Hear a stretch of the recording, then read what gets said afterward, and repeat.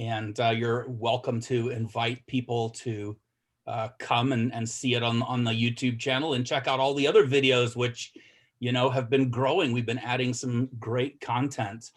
Well, this week or this month, we're incredibly fortunate to have Ashley Avis, who directed the latest amazing Black Beauty for Disney Plus. Thank you, Ashley.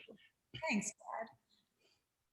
So let me see here if I can get you up on full screen. There we go. All right. Well, you know, I wanted to start by, you know, kind of talking about, let's wind back to your early days. When did you first think that maybe making movies was what you might want to do? It was progressive. I always knew that I wanted to be a writer. From the age I could basically read a novel, I always knew that that was it. I thought that I would become a novelist. I thought I would go into the children's space or the sci-fi space. I always really loved sci-fi fantasy growing up. And so throughout my young adult life, I was constantly writing stories and writing my own little, what I perceived at that time were mini novels. And life took a turn, and I went from riding horses in Florida. I ended up going to school in New York City, and the horse world dropped out of my life for a little while. And in New York, I double majored in international business and marketing. I ended up going to Manhattan College in Riverdale. I got a scholarship, and while I really wanted to go to NYU to study creative writing. So it was interesting during that period of time where even though I was studying business, I wanted to keep writing as part of my life. So I dabbled with journalism for a little while. I was a regional editor at Nielsen Media and wrote for them during college. And I realized quickly journalism wasn't quite it. And then I discovered screenplays. I started interning at production companies and shadowed a director. I actually interned at Plum Pictures, which was Celine Rattray's company back in 2009, 2010 maybe. Mm-hmm. It was the discovery of screenplays that it made me feel the way that I did when I was a little kid reading poetry. And I didn't realize at the time when I was 19 or 20 that I was attracted to the visual nature of screenplays and that execution. So as you do in New York City, as you're a young kid, I was working so many different odd jobs. I ran a web design company. I did real estate. I taught ballroom dance couples, like wedding couples, how to dance at their, I've heard Nat King Cole way too many times. And through saving up some money, I eventually moved to Los Angeles at 22. And I was living. Mind if I ask you a real quick question? Yeah. When you were working at Plum Pictures, what were some of your responsibilities? Were you doing coverage on scripts? Yes, I was doing coverage. I was constantly in there at all hours. Just they would lock me in there, and I would do the trash, and then I would read as many screenplays as I could find on anybody's desk. And so it was, and I would watch. I sat there in the dark watching actor reels and just going through packages, just learning all the different facets that I could get my hands on to see what producers were actually doing. And at this time, I knew I wanted to pursue screenwriting, but I still didn't know I wanted to direct. But it was after I moved to LA where I, again, was working different odd jobs. I saved up a little bit of money, like $3,000, and I shot a spec pilot because I was living in a kitchen nook with these young women that sold their eggs to an in vitro clinic in Beverly Hills. And they tried to get me to do it, and I couldn't wrap my mind around that. But they were fascinating, and I wrote about them. And that spec pilot ended up being the launching point into knowing that I wanted to direct. Can you talk a little bit about, I would think that for somebody who's eventually going to be a successful screenwriter and director, talk a little bit about the value of doing the coverage, both the good scripts and the bad scripts, and the actor reels, because a lot of people in this group are at the early stages of their career, or even still students, and they're considering how they'll map out their path forward. Yeah, I think reading is so invaluable because you decipher the genres that you're attracted to, and sometimes that's surprising. I mean, I eventually realized how much I love stories, but I like really dark love stories and darker psychological tales. And I think the amount of reading that you do helps you define your style. Just like as a young director, the more that you can get on set and get a couple of buddies together to just try things, it continues to inform your style and your taste. And I think it's, I don't think the percentage really has changed from interning at a production company like that to now. Well, perhaps it has. I was going to say you read a lot of okay scripts, but then you read a great script, and that's just so special when you finally do. But I think that you've got to kiss a lot of frogs to realize what's great in the prince, so to speak. So Right. I mean, kind of my experience has been that oftentimes I learned as much, from the bad stuff as what not to do, and benefiting from seeing others' mistakes as I learned from the good stuff about what to do. yeah, definitely, absolutely. And then you just appreciate those great scripts even more Yeah. when they're differentiated like that. And when you were doing coverage, and presumably you would present that to whoever you were working for, did you ever see how they responded to that type of coverage and to the different types of scripts and genres and presentations, such that as a screenwriter you have some knowledge of how people are going to respond, the executives will respond to scripts that you submit? I would say that I learned more from getting coverage on my own work than the coverage I did at that time, because I was working for a wonderful producer who I was submitting coverage, but I didn't get necessarily a lot of feedback on the coverage I was actually submitting on their scripts. But I think as a young screenwriter at every stage, I mean, I still, if I'm writing something on spec, I'll submit it for coverage through the tracking board or the blacklist, and and that costs a little bit of money, but there are some great readers on those sites, and I think that it's so invaluable to get that unbiased coverage versus even from a great manager. Sometimes just having somebody that you don't know really dig in and rip something apart or elicit what they really like about it, and you know that you're being pointed in the right direction. I think getting unbiased coverage is extremely valuable. Oh, fantastic, fantastic. Well, I know people are going to ask me, so could I impose on you later to maybe send me a list of some of those services that you used? Fan- Absolutely. Fantastic. So let's pick up. Now you're in Los Angeles. What happens next? Well, after that first little spec pilot, this was during the advent of Indiegogo and Kickstarter. Those weren't really things yet, but they were just beginning. So from that little spec pilot, I had cut together a little 3-minute promo, and I actually ended up posting it to this international business forum where nobody was talking about film, but they were investors talking about oil and real estate. And I had no idea what I was doing. I had created this thing for no money, and I had it in my mind that I wanted to shoot a couple of episodes with a bigger crew and with quality.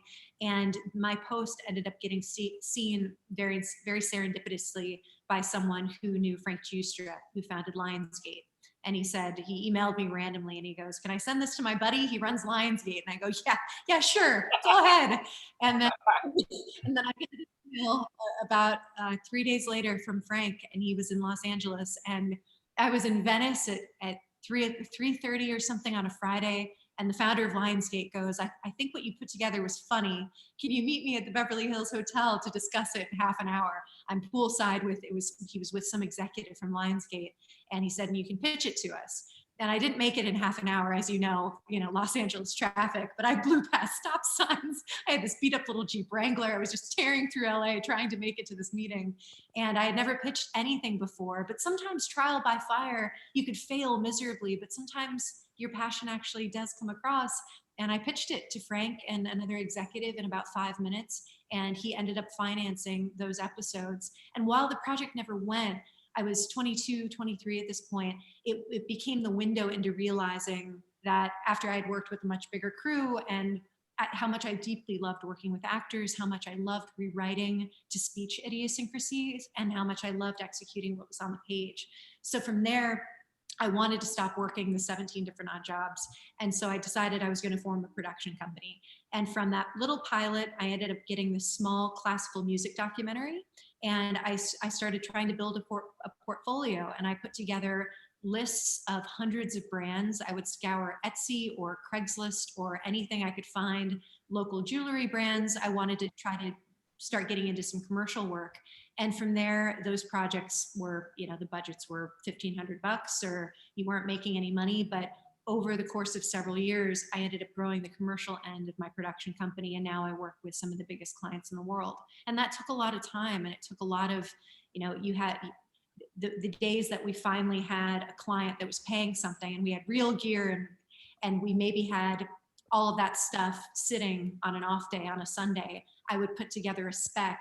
And even though, you're exhausted and drained on some of those jobs, using the extra time to shoot something, to expand your portfolio and to keep expanding yourself creatively, that's what I did for close to a decade to grow my company. And then that was what spurred being able to get investors to take a chance to give me some money to make our first 2 independent films. Just having a portfolio and saying, I've done all of this. Well, that's fantastic. Let's spend a little time in this part of your career.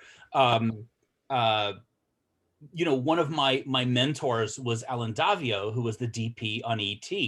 And he gave me some advice, which I've subsequently discovered he gave a lot of people. And that was shoot feature films because you love them, and shoot commercials to pay your bills. That feature films are often, I'm sorry, that commercials are often a really lucrative sideline for filmmakers in between shooting movies. And I've seen a lot of your commercials. You did that super cool Flippy product, which is the robotic burger turner. You've got some super romantic, beautiful stuff. Can you talk a little bit about your commercial work? What about that appeals to you, and maybe how that translates. What is the interchange between that and feature filmmaking? How does one complement the other?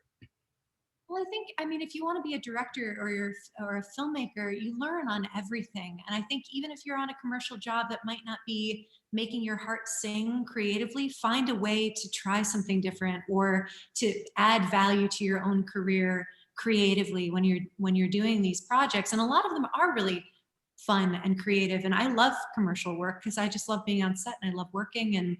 And I was told by someone a couple of years ago, I was on this project. It was a pharmaceutical commercial, and I was told I was setting up a shot and just going into all this detail. And he goes, "Ashley, don't try so hard. This is a small." And I didn't understand that at all, because if you're being hired by a client and you're being entrusted with a product, to me, you have to put your heart and soul into everything, no matter the size, scale, scope. If you're taking the job in any position, that's how you grow, and that's how you become better creatively. That's how you get clients to trust you. And so I think commercial work definitely, you're just, as a creative, you're always learning. So learn on those jobs. And the commercial world, as you know, Brad, it's tough to break into, especially the agency world where there is the real money. And it's, most of the branded content stuff that we did in the very beginning, it was, those are lower budget jobs where you're still, the rates are low, but you're trying to make something beautiful. So it's still, I think it's a very difficult world to break into, but once you do, it is very fruitful. And then you can pay the bills without teaching, ballroom dance lessons. Did you shoot some specs to start your commercial reel, or did you go out and go ahead? I did. Yeah.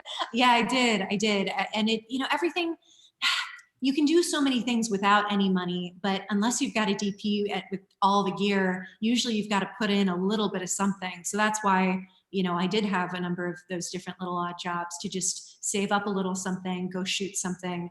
And again, I want, with approaching clients the way that I did at the beginning and putting together, I would have Google Sheets, spreadsheets of just lists of, I wanted to shoot a car spec. And I was actually completely unsuccessful with that, but trying to just approach different brands or small clothing brands and just saying, do you need something? I'm a young filmmaker. Hopefully you have a really small portfolio, at least, to show them. Would you put in the cost of what this might be?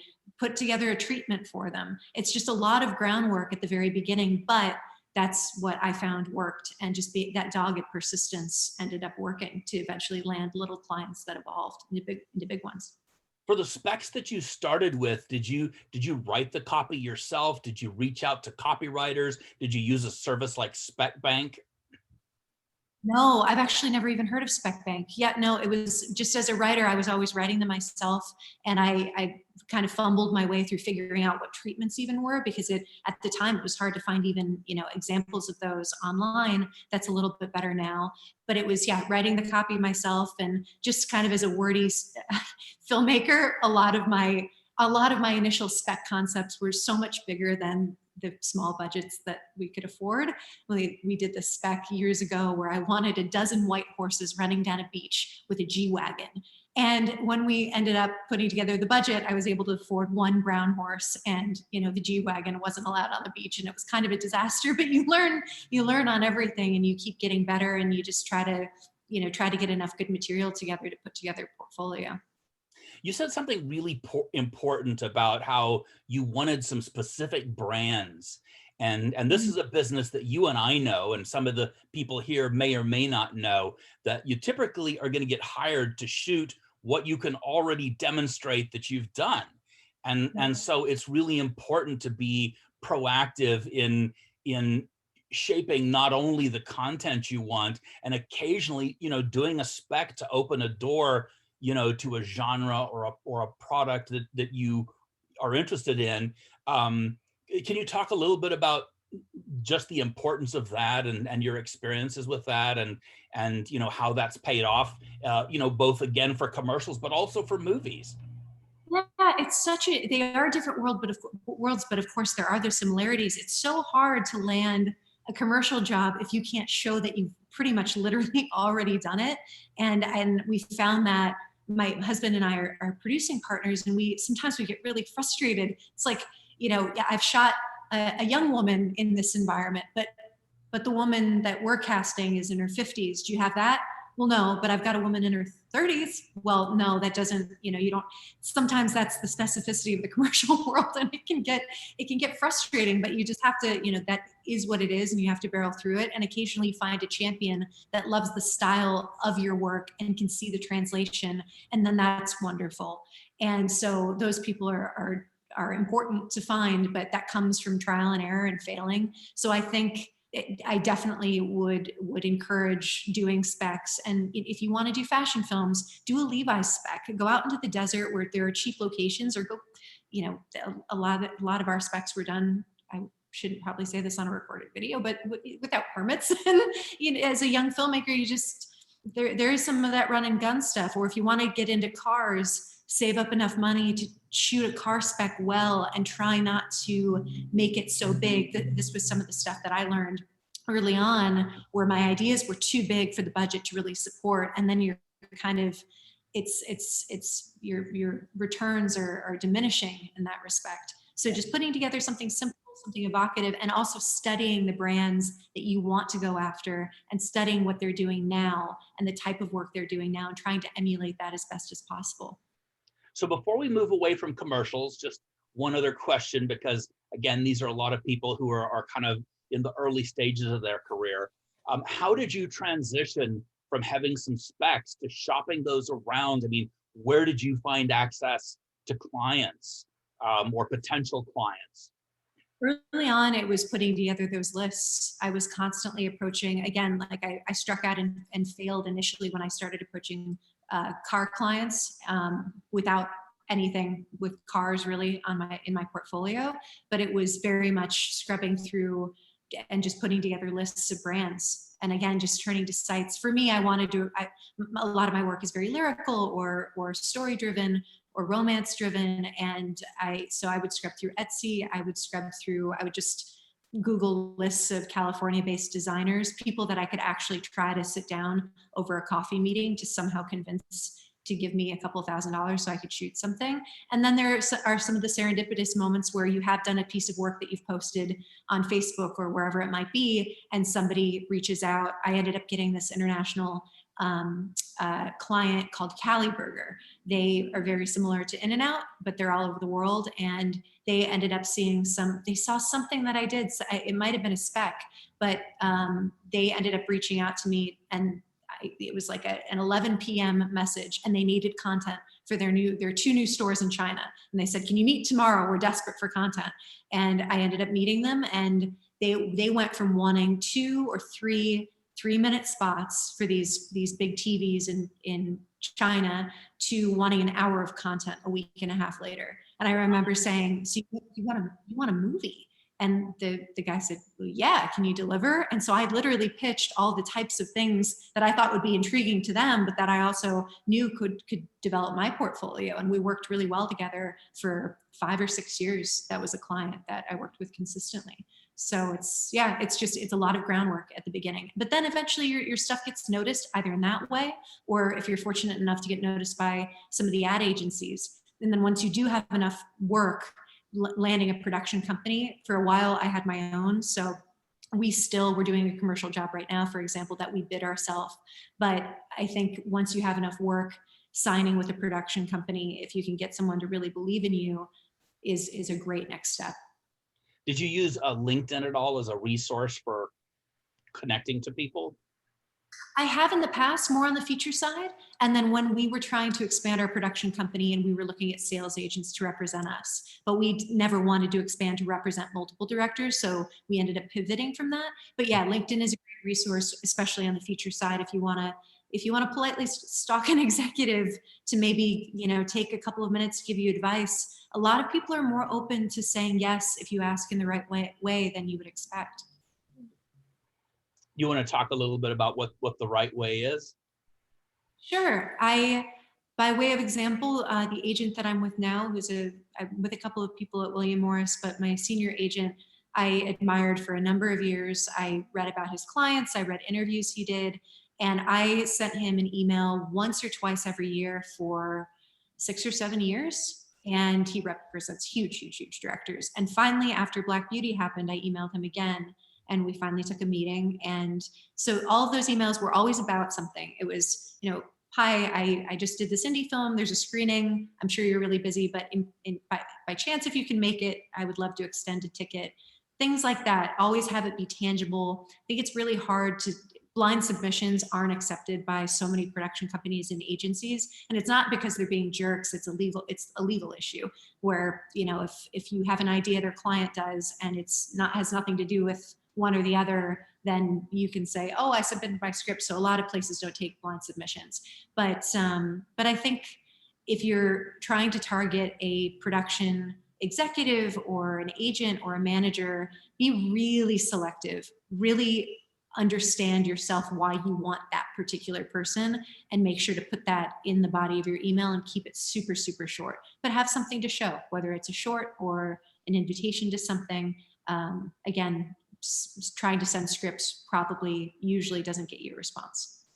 I remember this great story that Terry Gilliam had a few years ago. He appeared at the Alex Theater. He had written this wonderful book that is partially an autobiography, but Terry Gilliam being Terry Gilliam, it's art and humor and clever stuff.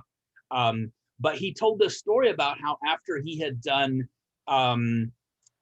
Brazil, and it had blown up.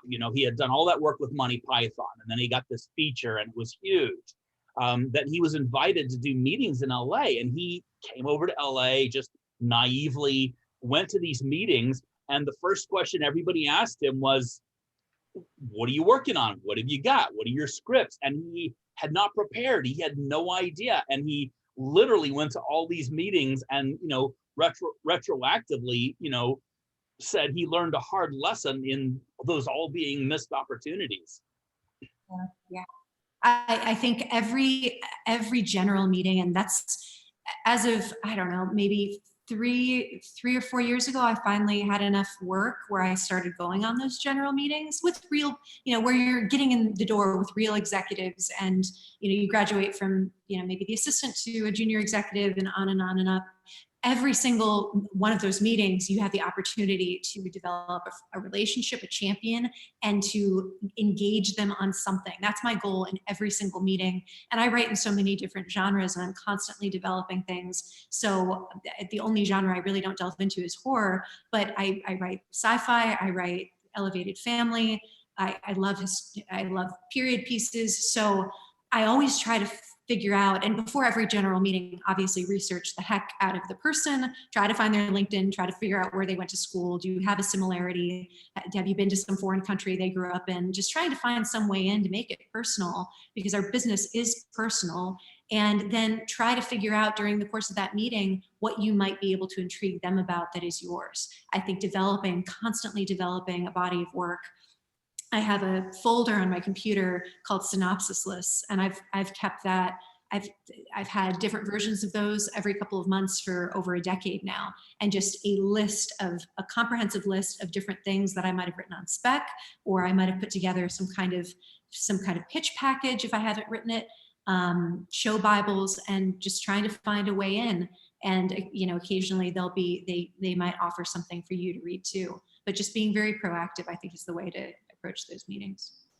That's fantastic. Yeah, I feel the same way about, I always tell people, do your due diligence, take the time so that when you're speaking with them, they understand that you invested the time in getting to know who they are, and also that you find those commonalities, because, if you walk in and they have a passion for horses and you can talk about your horse rescue, that's probably going to be a lot more interesting than just another movie pitch, at least as an opener.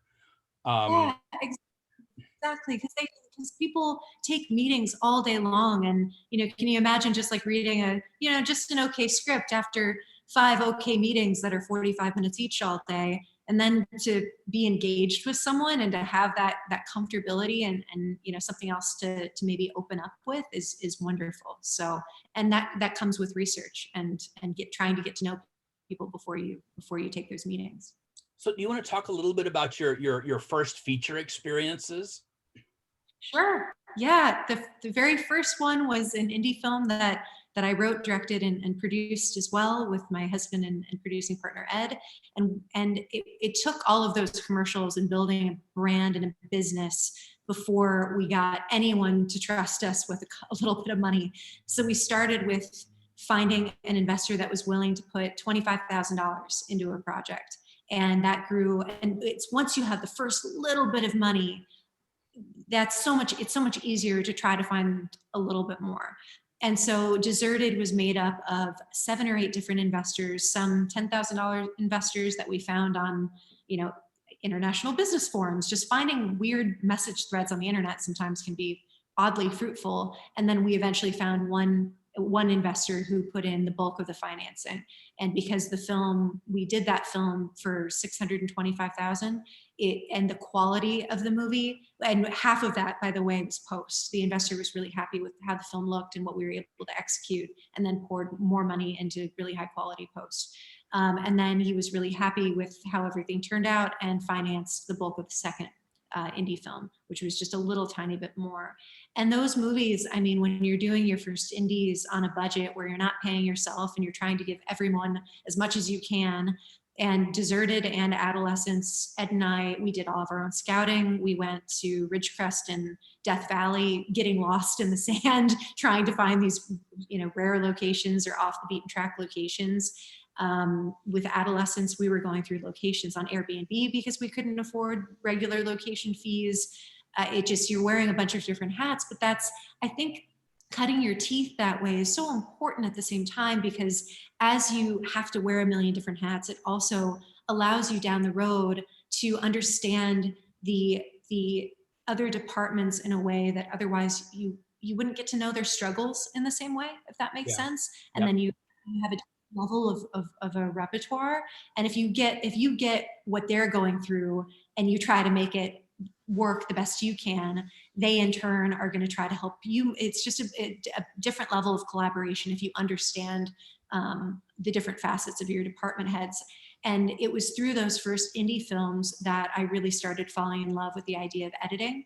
I was editing a lot of my commercial work because in the beginning, everything is margins. And I was finding at the very, very start that because I couldn't afford to hire really experienced editors, some of the work was not at the level that I saw it in my head. And so I started editing my own work, and then being able to spend all hours laboring over a couple of frames. And that eventually over 13 years translated into actually cutting Black Beauty. So I think if you want to become a director, maybe you don't edit your own work, but having a really strong knowledge of the edit, I can't imagine being a filmmaker without being able to cut on set in my head when we're trying to piece something together. It's just invaluable. So so that's my takeaway from the indie movies, just really learning and growing. And if you get an independent film off the ground, please, please, please get an attorney, get a production attorney. I know it's going to just make your heart break when you see those numbers, but your friends are not always your friends when money is involved. And we learn that the very, very hard way. And always be very careful once you become a signatory to any guilds. Understand and read everything, because that can really bite you in the butt if you don't. So those are two big things I would say we made mistakes on early going. Now, you were talking about editing on set. Did you have somebody on set doing an assembly, or were you doing this with the dailies after you wrapped? For Black Beauty? For all of your films? So I didn't edit my first two features. Doug Christ, who cut Birdman, and edited those. And while he cut on Avid and I was editing at that point on Final Cut, it was fascinating to study a master like that and to get to spend that much time with him and to discuss reasoning and pacing and flow. And I learned so much from Doug just watching him for that time. And then I did a small third movie where I cut some sequences on my own. And then the turning point really in realizing that I might be capable of editing something like my own feature was I did this 30-minute short, and it was just this creative project that we shot in Casper, Wyoming, and then in Palmdale or Lancaster. Anyway, we were trying to double California in the desert for snowy, winter-bound Casper, Wyoming during a blizzard. And we were trying to, anyway, it was a very complicated editing situation where the talent we were using was in California. It was Cloris Leachman. She was in California, and the other half of the barn, the other half of the world. So Cloris is here in a house, that's LA. And then the other half of the world is this massive ranch in Casper, Wyoming. And there were 4 characters coming in and out of those scenes. So it was a fascinating editing experience. And Cloris sadly just passed away, but this was a couple of years ago, and she's amazing, but at that point, she could only recite one line at a time. We didn't know that before going in. So she had cue cards, and so it was one line at a time, and half the time I was leading her with my voice because of just memory loss. And yeah. I was so honored to be able to work with her at that age, and that she still wanted to work. But in the editing room, one line at a time, that can become a really cutty nightmare. Yeah. So that little project, which was a 30-minute project, made me realize that I might want to edit a feature. And then the producers of Black Beauty had seen enough of my work, and they gave me a shot on Black Beauty. I wanted to go back to the original part of the question, and that was, have you ever had an on-set editor that was cutting while, on set while you went? No, I haven't. On Deserted and Adolescence and the third little movie, no, we didn't, all of it. We did the assembly. We started the assembly after those projects. No, after you wrap principal. What's that? After you wrap principal photography? Yeah. And then on Black Beauty, we originally had an editor that was hired really late in the game who started cutting an AFM promo while we were on set with just some pre-shoot stuff, and then cut a couple of scenes while we were filming. And we immediately said, this isn't the right fit. And then I went out and I bought a computer. We were doing 6-day weeks in South Africa. I went to an Apple reseller in Cape Town, bought a computer that could handle the dailies, and without an assistant or anything, I just dumped the dailies off the hard drive into Premiere, and I started recutting the scenes that this initial editor had cut. There were only 2 or 3, and showed those to the producers to say, this is what I did in a day with no assistants versus a week and 2 assistants, and that's how I got the job. Nice. Yeah. As the editor, you mean? As the editor, yeah. And then I started cutting Black Beauty after we wrapped principal in Munich. So let's jump ahead now and let's talk. So you've done the commercials, you've done the 3 indie features. What happened between that and working for one of the biggest studios in the world? How did that what was your path? It was, I mean, it was doing all of that stuff to be ready, finally be ready, maybe for a movie of that scale. And it came from a general meeting. I finally signed with a manager, a more boutique manager at the time. And I finally went from taking meetings with, the assistants at studios, and that's always great, but you're always progressing, you're always climbing. And I finally started taking meetings with some bigger people and producers. And like I said earlier, I don't write in a couple of genres, but I ended up meeting with Jeremy Bolt at Constantine Film. And Jeremy's done a number of movies, but he's best known for the Resident Evil franchise, which is wildly successful. And so that's an area that I don't really write in. So when I went to meet with him, it was the first meeting in my entire life where I thought, I don't know what I'm going to pitch. And that's not a usual thing. So I was a little bit nervous and a little anxious going into that. But then I met him, and he's the kindest, most soft-spoken, gentlemanly Englishman. When we sat in his coffee or in his office and we had tea, and we just talked about movies that we loved that made us want to go into the business. And I mentioned The Black Stallion, the 1970s version, and I mentioned the scene on the beach with Alec in the black. And I don't know if you guys are familiar with that scene, but it's after this shipwreck where this little boy ends up on a completely abandoned, he's abandoned on this island with this wild Arabian stallion. And they're taking care of each other in ways to survive. And there's this beautiful lyrical scene where they're bonding. There's no dialogue, it's set to score, the cinematography is gorgeous. And it's just this beautiful scene about connection, and it's just sweeping. And so I went on about that for a couple of minutes, and Jeremy goes, now it's funny, my partner Robert and I have wanted to remake Black Beauty for about 10 years. If you have a take, let me know. And this is before I told him my whole life as a child, young adult, was as someone who loved horses and rode horses. And I went from being very nervous and anxious for that meeting, and I was trying not to jump out of my chair because I knew that was I knew I needed a movie that progressed from you're just producing it yourself, you're doing it yourself for a small amount of money, and that's wonderful, but I needed to evolve into a bigger next project, and that was it. And so I pitched him a take in the room because he said, we know two things. We want to modernize the story, and we want Black Beauty to be female. And so I knew the novel very well. So I pitched a take, he liked it. And I went home and I worked on this 40-page long pitch, which was visuals, it's story, it's a medley of different things, camera language, color language. I have a lot of symbolism in color in all of my projects. And I presented that in something like 10 days or 2 weeks. And the movie ended up being fairly quick from general meeting to release. It was 3 years and a week.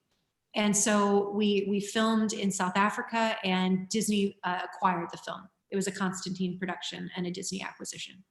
Nice. That's fantastic.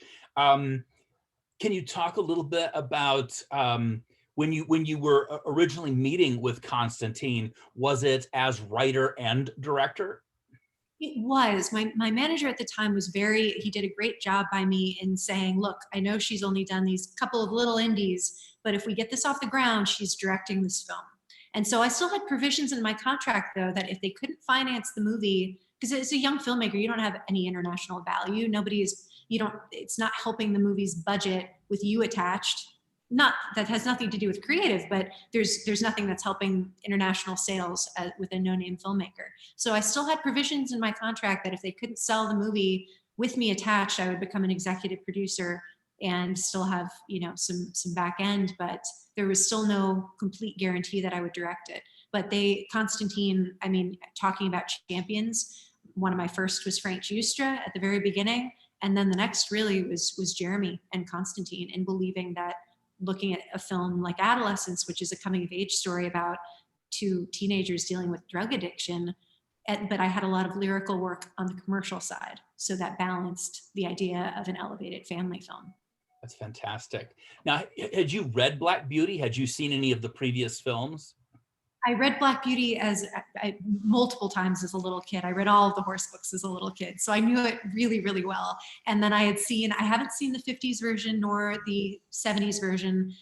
There was a straight to VOD version done in 2014 or 2015 that I also hadn't seen, but I had seen the 94 version, which, every little girl in my age range grew up on that. So yes. So talk about the process of writing it, and also, since it's not an original story, it's an adaptation. How is that different? it was really important to me to not rip off a valuable piece of IP and just take the Black Beauty title and slap it on an original story that had nothing to do with Anna Sewell's work. And I think it's because I grew up on that book. I mean, Black Beauty made me want to start writing. That was the book that I said, Mom, I want to start getting involved with horses. Can I start taking lessons? So it was really, really special to me. And I felt a responsibility to honor something like that that's so timeless and still so relevant today. So I wanted to honor the original themes, the characters, the locations, the scenes within the book. And so it was a lot of modernizing. The fire scene, for example, is from the novel where an errant groom lays a pipe down in the hay. Our modernized version ended up being a groom with a heater who's staring at his phone. And I actually ended up talking to my aunt who lives in Casper, Wyoming, who has a ranch, about what could cause a stable fire. We don't want to show smoking. We don't want to show a pipe. Help me, like, what could cause a fire in your stable? And she mentioned a heater. So I translated that in that way.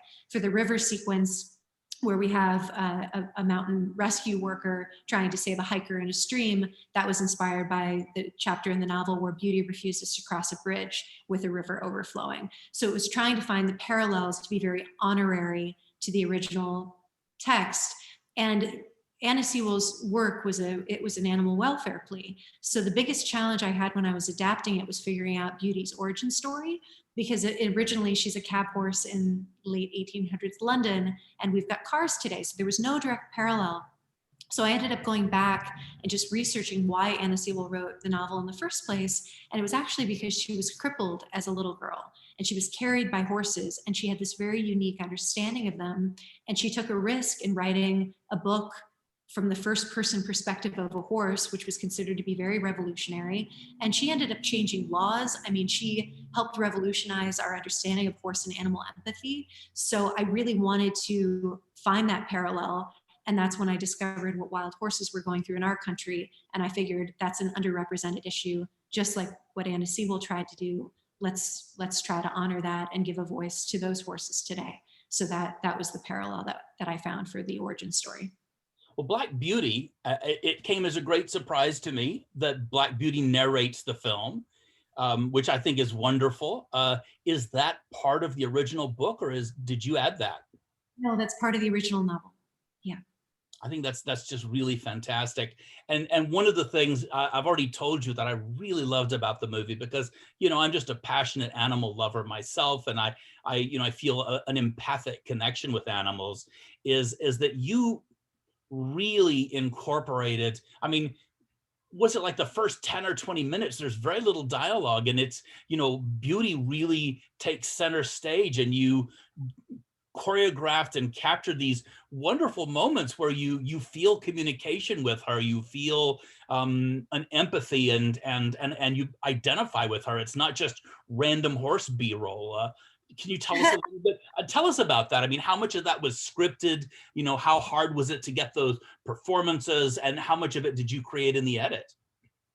Gosh, it was such a combination of all of those things. Obviously, the movie with the opening, and we had Beauty running down the beach, and I very much wanted that to feel very lyrical and very, very atmospheric.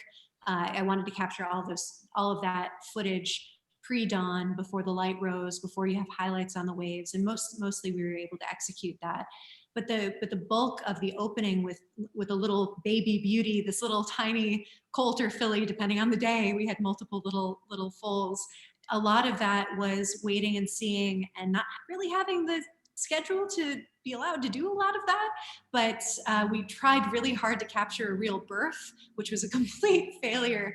The crew called it the nightmare, night M-A-R-E, because we had these two pregnant mares, and I wanted to do this so bad because I wanted to see the little foal stand up for the first time. That's what I was after, but it didn't work. We had two pregnant mares that were supposed to give birth around the same time. They were both black, both a breed in South Africa.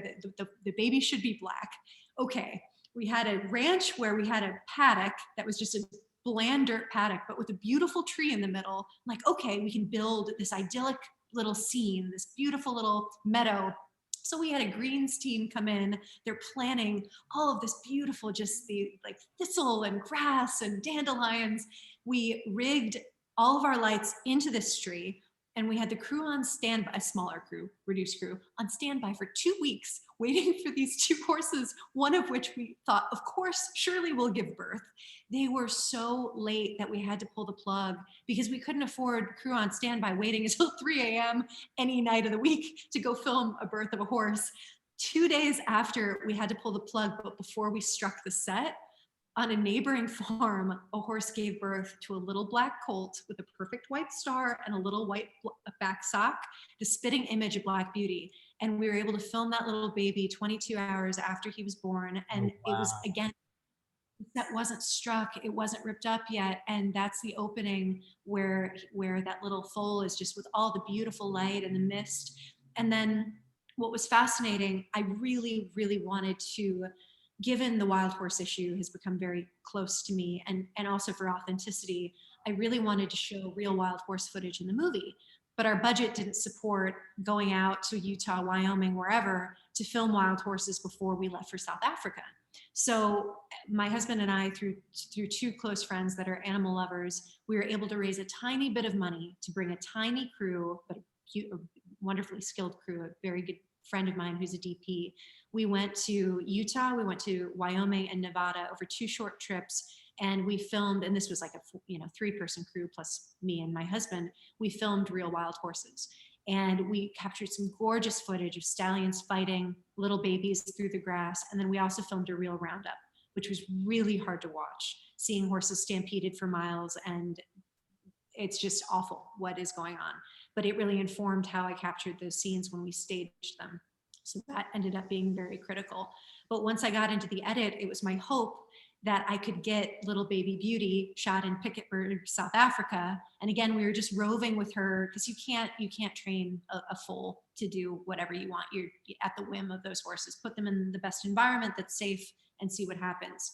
But I was able to cut between the Aniki herd of Utah and little baby Beauty in South Africa, and this is why I had to edit the movie, because we had 293 hours of footage, finding the moments where her head turned just enough to cut to the footage from Utah and make it look like her family is cohesive. So a lot of the shots in the opening of the film are from around the other part of the world, which Did you was, have it to was, do but it any, was did you have to do any CG tweaks to bridge some of that? No, not at all. That's amazing. a CG horse in the entire movie. Wow. And then what about the just even with the adolescent and the adult Beauty? Can you talk a little bit about getting those performances and cutting them and making them work? I mean, how much of that is control that your trainer had, and how much of that was you just finding the right pieces? And then also I'm kind of curious how many cameras you had on Beauty when you were shooting her.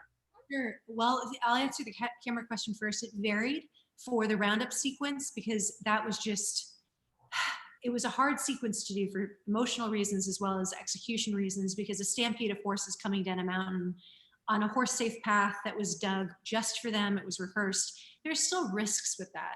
And so we could only do runs like that a couple of times, and also for heat and like the horses running, and those runs were actually really quite short. But so for the roundup sequences, we had 3 cameras on the ground, 2 Alexa XTs, 1 Mini, and we had 2 drones in the air. And and for a couple of the runs, we developed this horse-to-horse rig where a stunt rider was actually in the thick of the herd with a black magic camera with a stabilized head that was controlled by an operator near me.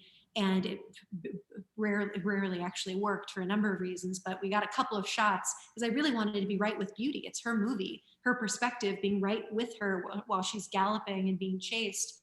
So for that would have been 3, 4, 5, 6 cameras. And then most of the time we had 2. On some days where our coverage was, like I would call them our impossible days, sometimes we were able to milk out a 3rd camera to help us make those days. And what was the beginning of the question before I got into the cameras? It was in terms of the performances of Beauty that are in the movie. How much of those were choreographed with your trainer? How much of those were, just manipulated by clever editing? It was, our horse team was unbelievable. We had the horse team was about 20 or 25 people from the horse hair and makeup team, dyeing the horses, because most of them weren't black, most of them were bay. So they were dyed with horse safe henna, and their stars were painted on every morning. And it was the main trainer did something called liberty work, which means the horse is at liberty to either respond to a command or to run away and buck and say, I'm not working today. And our liberty trainer, Cody Rawson Harris, I can't say enough about him, because some trainers will try to force or try to, or work in more of an antiquated way. And Cody was just, he did such a beautiful job of establishing this trust and love with the horses that played Beauty. And it was always safety first. We made some hard calls on set where we really wanted to do a certain thing, but that day the horse wasn't having it, or it wasn't quite safe, or the temperature wasn't right. And it was always, if it's not safe for the horse or for the actor, we weren't going to do it. And so he was just, the way he worked with the horses was with two whips, which are not like whip a horse. It's literally an extension of your hand. That's how they perceive it. So if you gently touch the horse on the withers because you're standing far away, they feel like, in this training, it's like, oh, that's your fingertips touching me. Okay, I'm going to move this way. Or he would be on the opposite end of the field and call the horse. And it was really fascinating because the horses are so smart. He would have to work with them in a way that the horse was looking at Mackenzie Foy or looking at Ian Glenn, but the horse was also focused on Cody, who was on one or the other side of camera.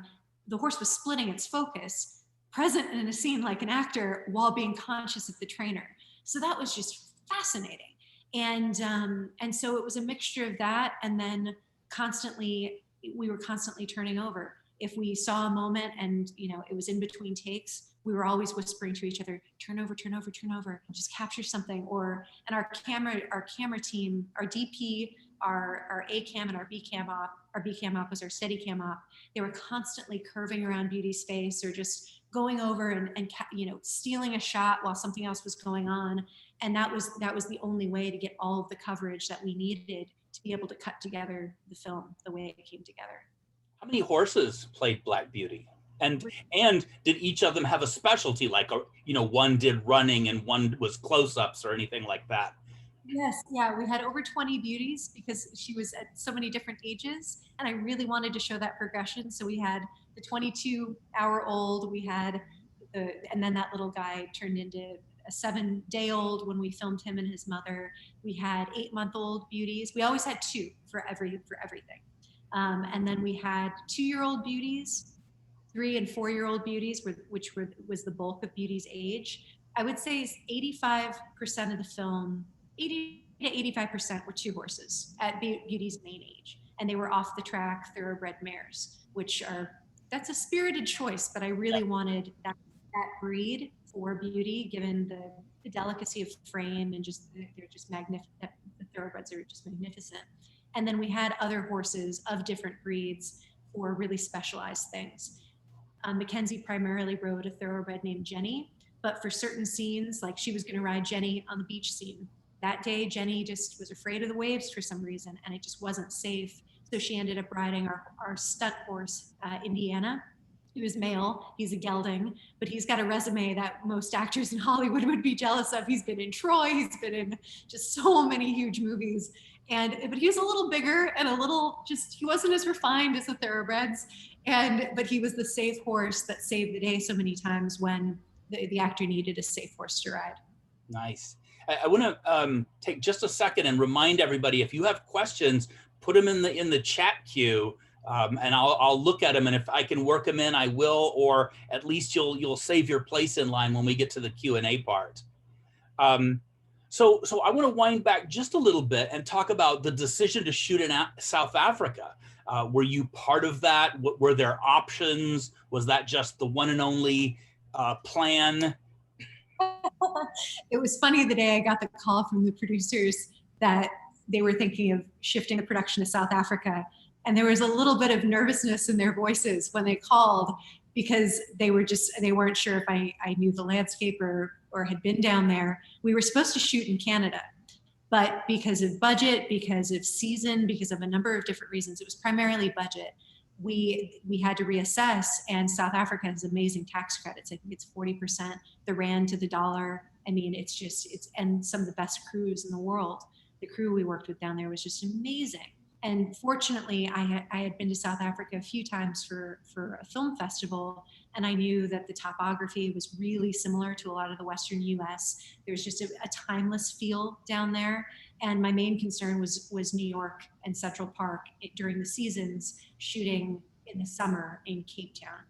So that was a whole different logistical and creative challenge to create Central Park during the seasons. But so yes, the primary reason we shot in South Africa was budget, and it was not the initial plan. Did you use any, now you've already said you shot some of the horse stuff in the States. Did you do any B-roll or splinter unit or stock footage of actual New York? No, we had a very tiny team shoot a little bit of B-roll of Central Park in autumn. And we only used a tiny bit of it, but we did have the way we constructed Central Park in the snow for a couple of scenes. A few scenes we actually staged in South Africa, but during the scene where Beauty sees Ginger, for example, when she goes away slowly, Yes, yes. a really sad scene. I really wanted to shoot that in a perfect world in the company, or not the company gardens, the mall in Central Park with a beautiful tree canopy. And it's just like center framed Joe, center framed Beauty. They miss each other. And it wasn't possible to do on our budget to actually have actors and horses and everything in Central Park. So what we did, we ended up shooting the actors, the horses, the carriages on a humongous blue screen, it was like the size of a small football field, this massive blue screen. And then we shot plates in New York City with a tiny splinter unit. And we merged the two together. And then we did VFX trees and added snow. We actually waited about 2 months hoping it would snow in Central Park to shoot the plates because it would have helped our VFX budget. But of course, last year was just unusually warm and it just didn't snow. And so we ended up pulling the trigger, doing the plates, and within, gosh, after we shot the plates, which were the last thing we did for the movie, COVID really hit and everything shut down. So we were so fortunate that we got everything before the world turned on its head a little bit. In terms of your collaborators and your crew, did you bring any of your team with you, or did you end up hiring everybody local?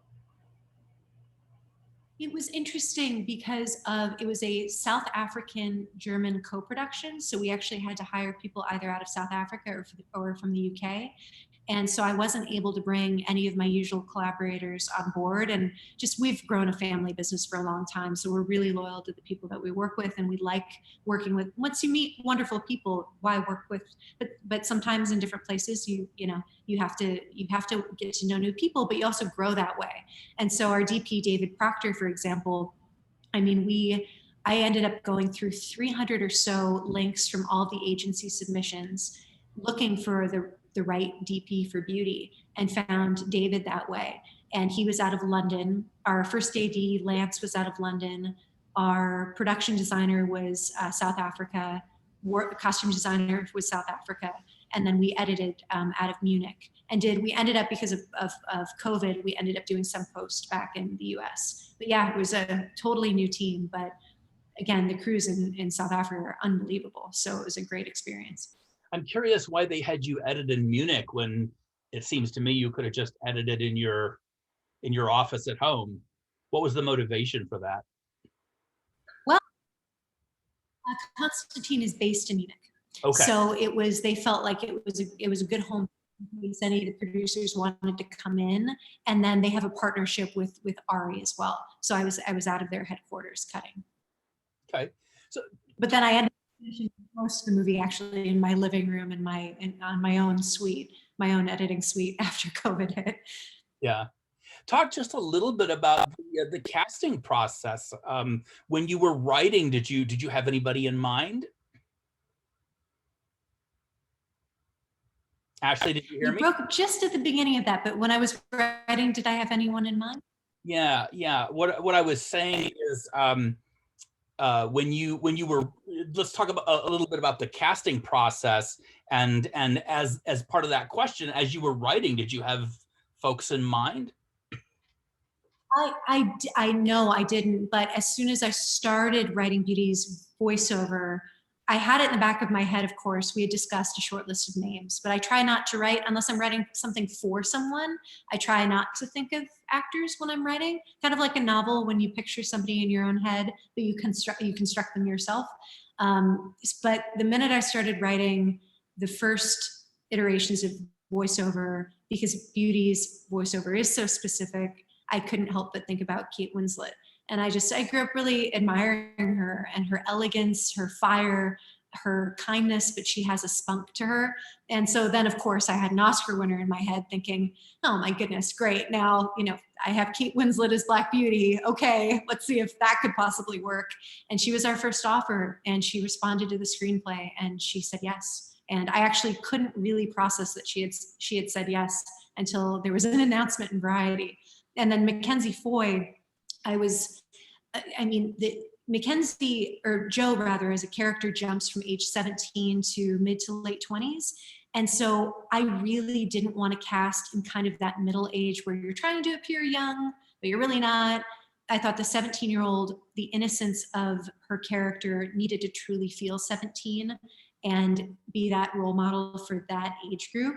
But she also needed to swing to an older age range. We didn't want to cast two actors. So I was asked to put together a list of 20 people to play Joe. And I said, I don't think I can, because there aren't 20 people in mind unless we're doing a casting search just for a wonderful unknown.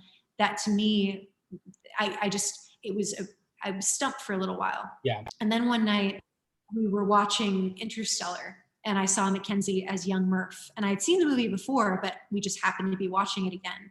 And I turned to Ed, my husband, and I said, that's Joe, that's Joe, that's Joe. I got out my laptop, I emailed the producer, Jeremy, said, it has to be Joe. She's perfect. And because she has that elegance and that intelligence, but also she was just absolutely perfect in every way. And so then she read the script and we had a coffee meeting, and we were so fortunate with our cast. And then Ian Glenn rounding that out, just really genuinely kind, authentic, lovely people. And we could not have made this movie with the schedule that we had. They would take their lunch breaks but come back early because they knew we needed to it was just that kind of shoot. Even at this level, it was just a really passionate cast. And then with Ian Glenn, Jeremy Bolt had worked with him on a couple of different films, and of course, Game of Thrones, and he's just got such a beautiful body of work. And he really wanted to, it was important to me for Mackenzie and Ian to want to authentically do the stunts that they could. And Mackenzie ended up doing all of her own stunts, and to get to know the horses and do those authentic things, like get in the round pen and learn how to actually do the Liberty training. And that lent such an authenticity to the movie. So we were very fortunate with the cast. So talk a little bit about, did you do any preparation with the cast or in your prep work that is something that is especially interesting that you'd like to talk about? Maybe this is interesting, but I really like rewriting once we do have cast. I love hearing that. Of course, you hear the dialogue out loud in a table read or a rehearsal, but I really like rewriting to speech idiosyncrasies. And I'm a really collaborative director. And Mackenzie had just lost someone in her family. Joe in the movie goes through loss. So she was experiencing that, and we had conversations about that. There's this one beautiful day where the three of us just wanted to get away from the production office and just go to the set at Birtwick, which was a real working stable. We just sat in the dirt because we couldn't find chairs in that part of the paddock. We sat in the dirt, and there was this one rooster that kept attacking us, and we went through the entire script, and we just had this 4 to 5 hour period of the day where we just talked through each scene and how the actors were feeling, because most of the scenes with Joe, if it's not Beauty, it's with Ian. And I really like feeling out speech patterns and rewriting to those. And then another thing, Ian really wanted to ride a little bit more, and he was right. He was absolutely right. I wasn't sure initially. I'm not sure why I didn't have him on a horse as much, but as a horse whisperer, he should have been riding more. And so he very politely said, do you think in this scene, maybe he could be on a horse? And here's why. And I said, yeah, of course he should be on a horse. And so we made that work. And that was just, when the actors are embodying the characters you've written, and they're taking them to a whole new level, because as the writer, the director, you're not the actor. So let them immerse and let them bring those layers to you and see how that might make your project better. That's how I like to work. You were talking about that this is an existing stable. I'm guessing that y'all built at least part of it because you burn a building down. How much of that was did you build, and how much of it was existing structures? It was a lot of adding. John Manley's cottage was completely built. It was so cool to see that. Actually, recently I saw a behind the scenes photo in the warehouse where they built John Manley's cottage, and we went down. I mean, that was everything from deciding how many windows, which window matches what. He's a single guy, so there shouldn't be this many windows because he probably doesn't have more than one guest room. Things like all of that specificity went into every detail of his house. And then Birtwick, the main barn was there. We built an extension so that we could burn it down. And so we also had eye lines between, we built an extension so Beauty could actually see the cottage, she could see a paddock. One of the rules that I felt like was really important with the movie was that we never see anything Beauty cannot plausibly see, because this is from her perspective. Even though it's shot traditionally, it's not Dog's Purpose where we're seeing through her eyeball or anything like that. But I didn't want to ever be in a space where Beauty might not be able to witness a scene. So everything was informed by that. And then we combined paddocks, the actual stable itself, we had a lot of paneling. We brought in hedges. We actually brought in a tree. I went to a tree farm to pick out this beautiful tree that was supposed to be Joe and Beauty's special tree. And then once the tree got there, it was a lot smaller than it was on the tree farm.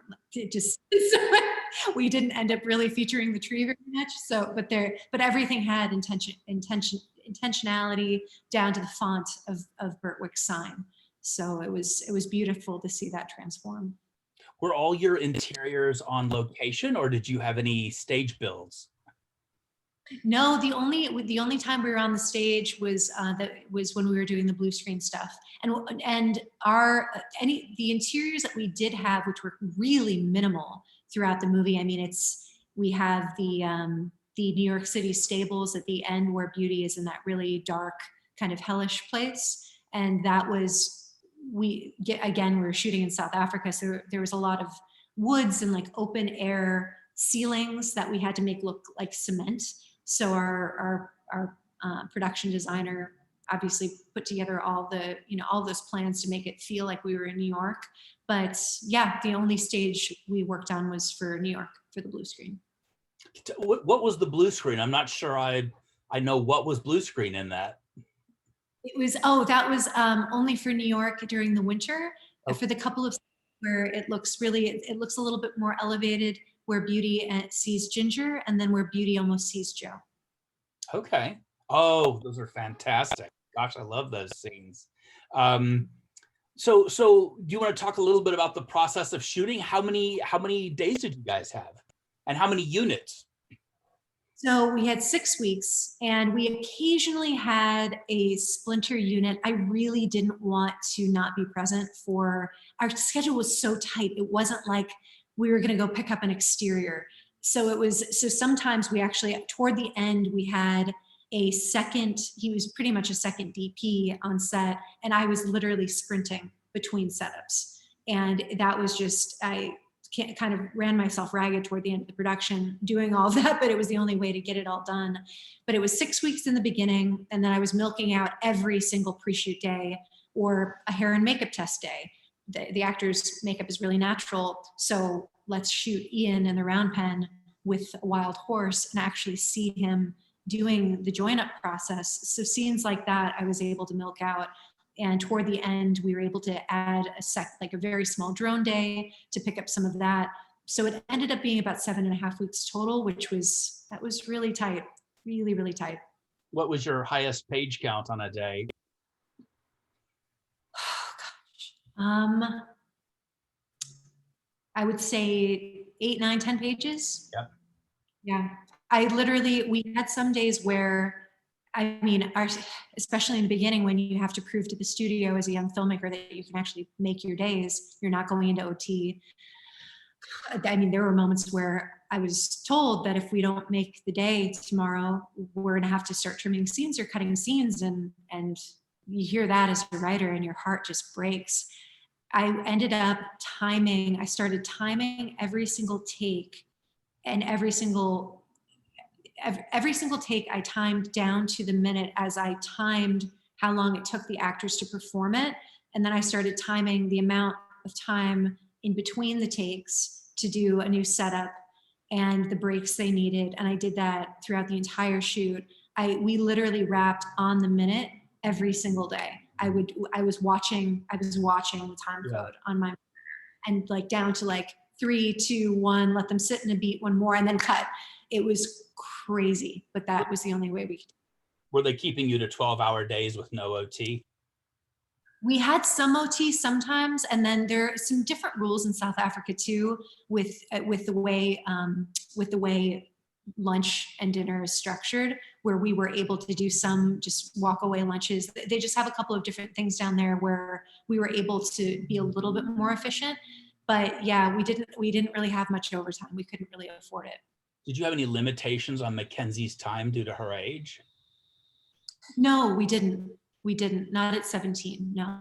But we had limitations, of course, with the horses and the amount of runs that we could do and what was safe, and a vet on set at all times, checking them, especially if they were cantering or galloping. So definitely limitations with any of the animals.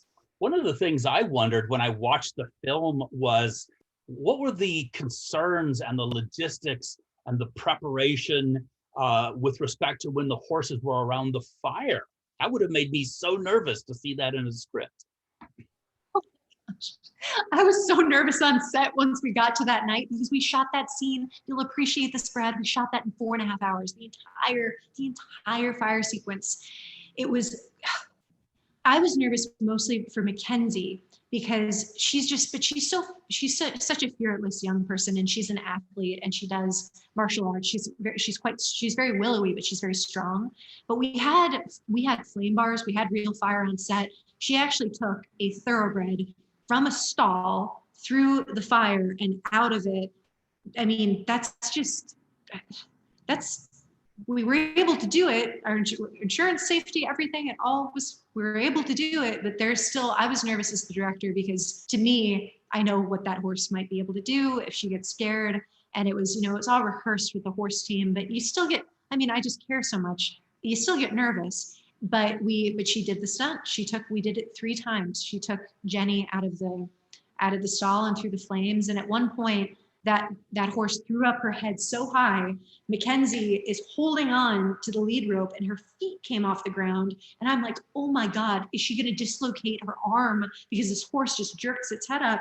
And she was fine. And she got through, and there were embers everywhere. It was really remarkable. And obviously all of that was supplemented with VFX. The roof of the barn wasn't collapsing or anything, but there was enough fire to be a little nervous. Was there any CG fire, or was it all practical fire? There was CG fire as well, layered onto the real fire. And how much pre-production did you have? How many weeks of pre-production did they give you? We had 8 weeks. My husband's in the other room. Hey, Ed, we had 8 weeks, right? Pre-pro? Yeah, 8 weeks of pre-production. Were any of the locations challenging to find? We were so lucky. When I say the crews in South Africa are amazing, they're really amazing. We had an amazing locations team. So before I got down there, they sent me just thousands of photos of locations, and I'm hyper specific and hyper detailed, and I went through every single photo, and we exchanged I don't know how many emails before I got down there, but by the time we had narrowed it down to 4, 5, 6 locations per location, it was so efficient once we got to South Africa. And but in terms of the most difficult one was definitely Birtwick, because that's such an iconic location, and you think a cute little stable is going to be easy, but with all the specificity and the bulk of the film takes place there, and the rule of we can't see anything beauty can't see. Structurally, we needed some things to be in the right place, and then permitting and stuff. it was, you know, some of those locations, of course, were challenging for permitting reasons. The beach, and you're allowed to do this, you're not allowed to do that. Yeah. The river was challenging because it was summer in South Africa. So every river that we went to go scout was a trickle or a stream because it had dried up, and we couldn't go 2 days into the wilds of somewhere else to film. So the river scene was supplemented with VFX water. But yeah, so that was, I think the river was probably the most challenging location. So I want to kind of pace out the rest of the time we got in my mind. Would you be okay going to 7:30? Yeah, no problem. Okay. So good. So I'd like to let's talk a little bit about post-production. Before we go to post-production, is there anything in production that I haven't asked that you'd like to talk about? Well, I'll give a good example of just creative problem solving, which was, so with the beach scenes in the movie. Initially there were 3, and we ended up having 5 by the time we had some notes and wanting to keep Joe in the movie a little bit more in the 3rd act. We had 1 day on the beach to capture everything in the film. That is sunrise, that's sunset, that's magic hour, that's the middle of the day, more neutral stuff. And we didn't have enough time to capture all of that. And I wanted to, especially with the open, and that's the opening, the close of the film, and then the middle where Joe rides for the first time. And so the only way we were able to do it, we had 2 different beaches. One was a private beach and one was a public beach. We weren't allowed to use our tracking vehicles on the public or on the private beach because of the sand being deeper and a couple of conservation reasons. And so I remember when we were scouting, I was discussing with my DP and with our producers, there's too much coverage to be able to actually execute this all in 1 day. It's just not going to be possible. So we developed a plan. We're going to shoot, and this was primarily for sunset when Joe rides, that we were going to shoot on the public beach all the drone stuff with the stunt double on another horse, all the big, wide, gorgeous stuff, because that, you know, that sunset, that magic hour, you have 40 minutes to do that. And I really wanted that to be really particular. And with insurance requirements, Joe could only do the stunt putting up her arms once. So we were hoping that that would go the right way. So we had the stunt double on that beach, which was 20 minutes away with no cell reception because we're in the wilds of South Africa. So we had no idea for about 2.5 hours if the drone team actually captured the wides that we needed. And there were a lot of just reception issues, and the drones were the signal was dropping out half the time. It was just a really tricky location. Meanwhile, on the public beach, we're with the actress on the stunt horse with a massive tracking vehicle and a little ATV, smaller one. And we shot that at the same time with the drones. And it was just one of those days that seems to be impossible, but you figure out and you problem solve. And that was the only way to do it. And we got there, the horse team got there at 2 or 2:30 a.m. I got there at 3, and we ended up splitting part of the crew so we could actually shoot through sunset. And it was just, to get all of that coverage was fascinating. Did you get everything you wanted? Did, yeah, except for the long lens, like super close eyeball, muzzle, hooves in sand. So the opening of the movie, I got into the editing room and I thought, oh my gosh, we never, with all of that coverage all day, we never got right in there. How in the world did we never get right in there? And so I ended up blowing up. I blew it up by 300%. This one mistake shot of Beauty's hooves in the sand. It was the drone, and it had, I don't know what happened. They must have lost the signal, and it swung. And so I used, from top to tail, the only usable little piece of Beauty's hooves in the sand. Wow. And it blew up, and but oh my gosh, I had a moment of complete terror in the edit, thinking I don't have the opening shots of the movie, but I made our coverage work. How fantastic. Anything else you want to talk about with production, or should we go on to post? Go on to post. Okay. So did you have a break between wrapping principal photography and traveling to Germany and starting the edit? A couple of days. We had our last shooting day, our drone day, the wrap party that night, and then we flew out the very next day to Munich.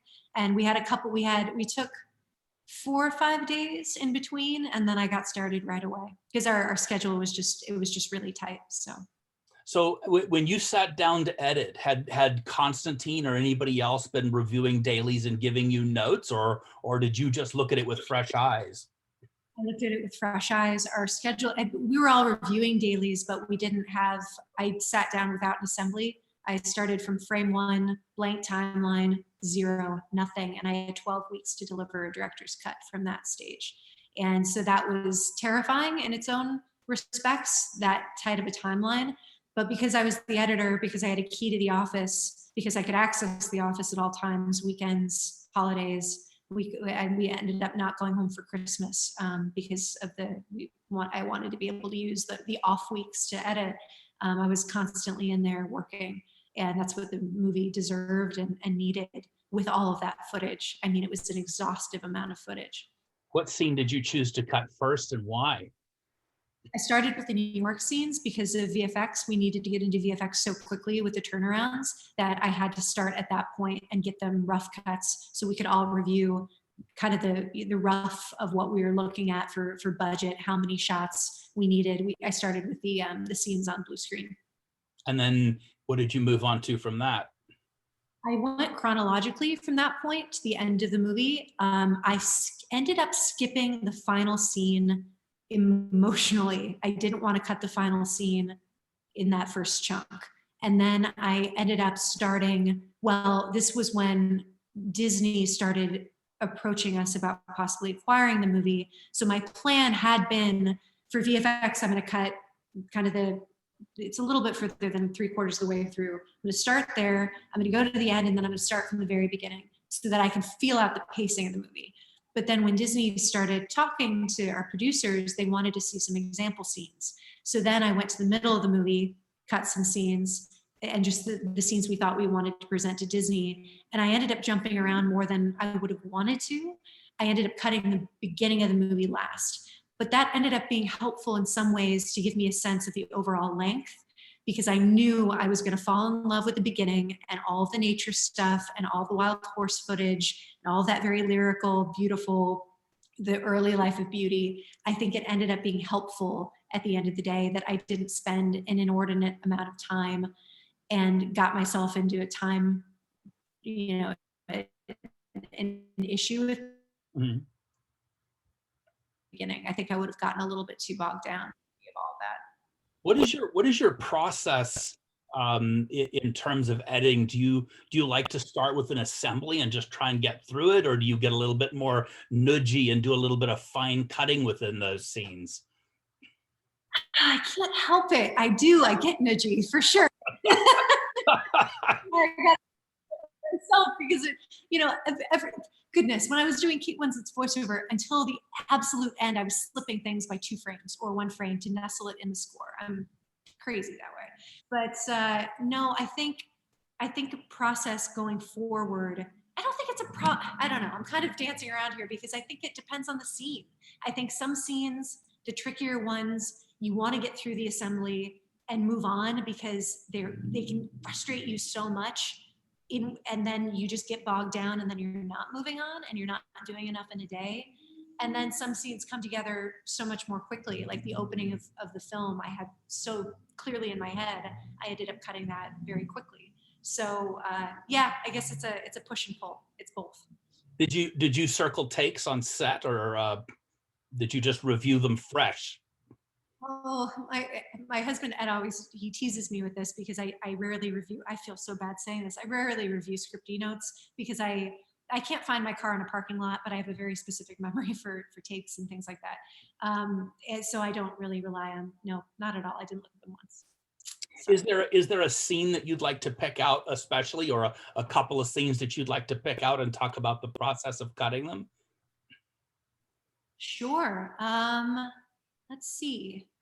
What would be interesting to talk about technically? I mean, it was technically fascinating to cut, of course, the wild horse footage because of trying to match Anarchy and beauty and head turns and eye lines and horse eye lines. The river scene was really hard to cut. That was a big one because I had never directed action like that before. That had not been in my wheelhouse. I had storyboarded everything. We shot everything from the storyboards, but everything, you know, once you're actually in the edit, things change so much. They just change. We had 3 days of footage from the river sequence. So the amount of footage to just go through and watch was completely exhaustive. So that was very challenging. The gymkhana where Beauty is jumping at Urshel, that was just another action scene where finding the pacing for that and was very challenging for me. I felt far more at home with the scenes that were the emotional ones, playing with, again, frame by frame, the lingering of a beat, the shift of an eye. Are there any scenes that fascinated you that you want to call out?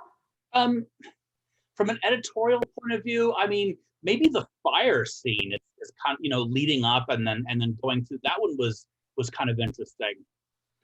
Yeah, that was a challenging one too, because we had such a short period of time to film that. So we didn't really, it was challenging because we needed more coverage to keep that fast and the pacing of it. And our composer did such a beautiful job of giving energy to that scene with the score. But we had very limited takes of John running toward the fire, for example. And because we shot that so quickly, some of the pacing of the actors running was different, or the blocking was a little bit inconsistent. And so that made it quite challenging. And then trying to pre-visualize what all the fire and VFX was going to look like to make sure we felt like the energy is going to be there. Did And you put the company temp stuff in? a little bit, but our whole schedule was so tight that really weren't afforded a lot of that. We had a couple of wides come in at kind of the midway point, but it was mostly we all trusted our VFX supervisor and the artists to really give that the energy that it needed. And then what about cutting the river scene where you knew you were going to have a lot of VFX water? How did you approach that in an economical way to, not go crazy on the VFX budget? We went through, and this was through the whole movie. I mean, I was given lists and big, thick sheets of lists for every single VFX shot, and I had to tick yes, yes, yes, no. And I mean, down to our budget was so tight that the producers were so kind to show me what the VFX budget was, and I had to pick and choose shots. And then toward the end, it was like high priority, medium priority. This is critical. There's something in frame. There's a light in frame. Or toward the end, I wasn't even sure if we were going to remove hoof prints on the beach. I really wanted, of course, all the tracking vehicles and things to be taken out to make those scenes very pure and very idyllic. But for the river scene, our VFX supervisor out of Cape Town, Mark Block, was just so good and has worked on so many big action movies. And he just loved the movie. He was on set a lot. And the river sequence, we ended up having so many different meetings, him and I just sitting down. And he had done a lot of pre-visualizations and was showing me, for the river scene particularly, a lot of money went toward that scene. So there was definitely more prep, and I felt more comfortable going in as to what we were going to end up coming out of with that, if that makes sense. Yeah, and just as an aside, what system were you cutting on? Premiere. Premiere. And so once you had your director's cut, how many weeks did it take you to get to a director's cut? So I did have to deliver within that 12 weeks because we had 2 weeks off for the holidays and we chose not to go home. I cut throughout all that time, and I think there were a couple of other like German holidays where I went into the office, milked out every bit of time. But yeah, 12 weeks plus the holiday time, so 14 and a couple of days plus and then once you had your preferred cut, what kind of conversations took place with Constantine, and by then was Disney part of the conversation? Disney was really interested and had seen 32 or 34 minutes of the movie. An executive actually flew from Berlin at the market to Munich to sit behind me in my little cutting room reviewing that footage. I was so nervous. He was just back there and I'm playing scenes, and that was just, it's Disney. It doesn't get bigger than that. And just holding my breath, hoping he would like what he was seeing. So COVID hit. I ended up finishing my director's cut, getting in a car, driving to Frankfurt, getting on a flight, and coming back to the US. And then we waited 2 or 3 weeks. The producers saw the cut and they were really, really happy and supportive of the movie from the director's cut stage. And then it was like this dance of, if Disney acquires the movie, they're going to have their notes. Should we start producer notes first when we know there are going to be new notes? What's Disney going to think? Should we just wait? So we waited for about 3 weeks, and then everything takes longer than you anticipate, especially with deals.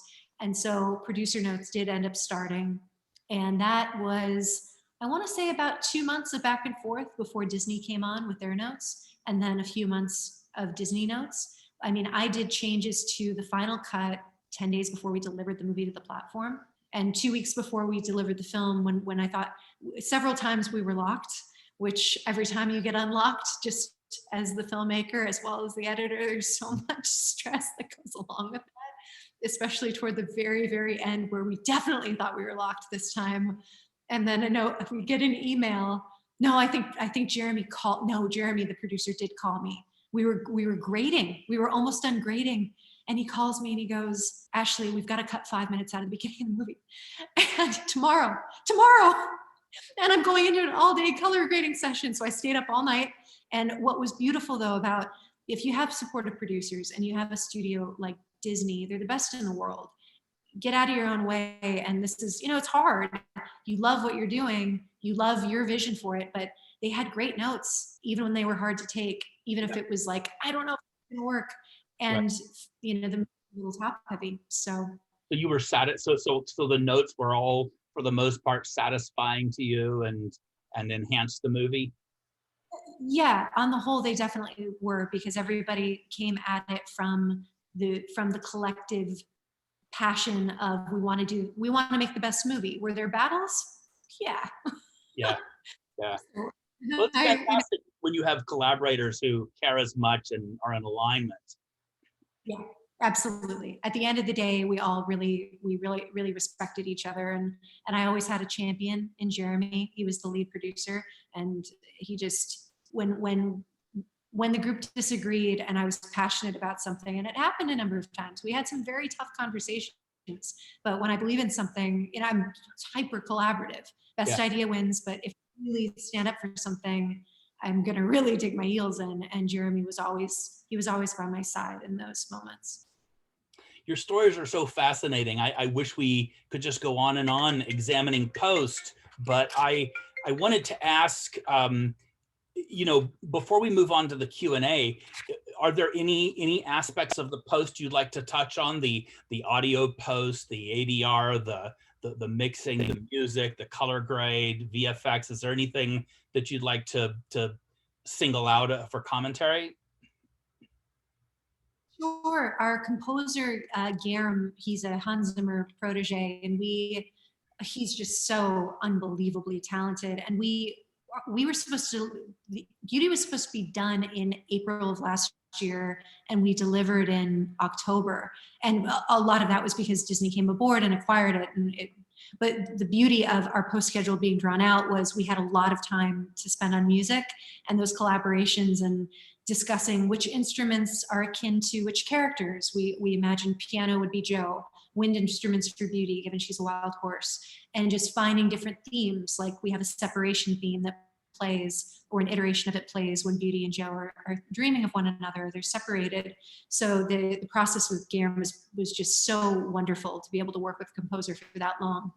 And then with grading, we worked with Light Iron. We had 2 different colorists. And I really wanted to initially bring on the colorist I've worked with for most of my career, but because of a couple of reasons with passports and it just didn't quite work. So the grading process was a little bit, that was a little bumpy for a little while, but we got there. And then I've worked with Ben Wilkins, he's the sound mixer. He did Whiplash. He won the Oscar for Whiplash. He mixed my very first little indie movie. And I just was fortunate enough to get introduced to him at that point. And he really wanted to mix Beauty, and he loves animals. And from the script stage, he was actually collecting horse sounds. And initially we were going to do all of post in Munich, so he was not going to be able to work on the film. But one of the the good things that came out of COVID was we brought some of that post back to the US because I couldn't fly to Munich, and Ben ended up mixing the movie.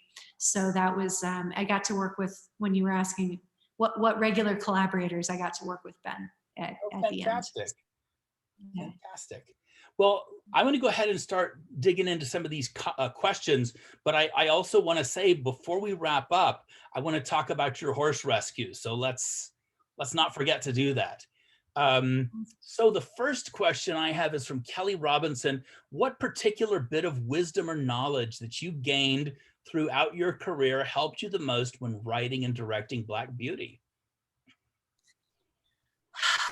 I was actually on a call with a brownie troop of fourth graders this afternoon, and I told them this too. But I was told this when I was first starting out, these two quotes that I think really tie into each other.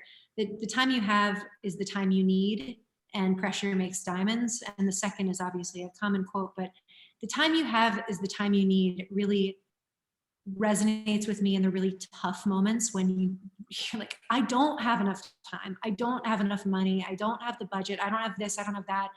But at the end of the day, you have to use what you have, and you have to lean into that, because if you don't, you're just going to come out with a less perfect product if you allow yourself to kind of fall into the mire of I don't have, I can't, this isn't enough.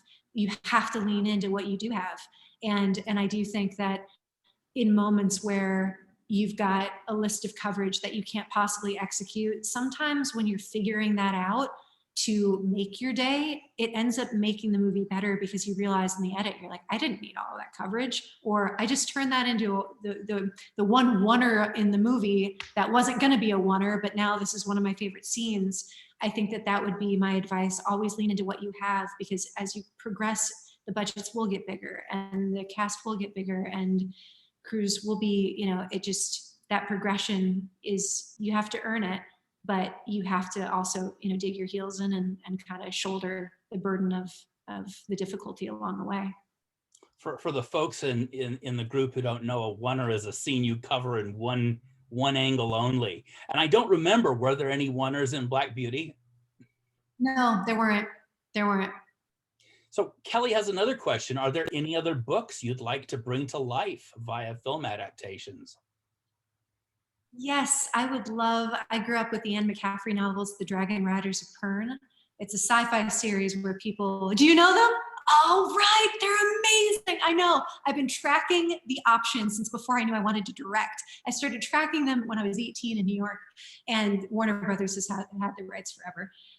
But it's basically people leave the Earth and inhabit a new planet, and these tiny little dragons with wings are on the planet, and they genetically modify them to become dragons to fight an evil there. And it's just a really cool world. So that's a series I'd love to bring to life. I'm pursuing something. I've been trying to untangle the rights to a novel for about 3 years called I Never Promised You a Rose Garden, which is the psychological piece. It's kind of Girl Interrupted meets The Fall, where a 16-year-old girl in the 60s, she's schizophrenic, and she goes dormant for seconds, days, or weeks at a time, and she tries to commit suicide, and her parents finally decide to commit her to a mental institution, which, it's not like modern day where seeing a therapist is accepted. In the 60s, it was a horrifying place.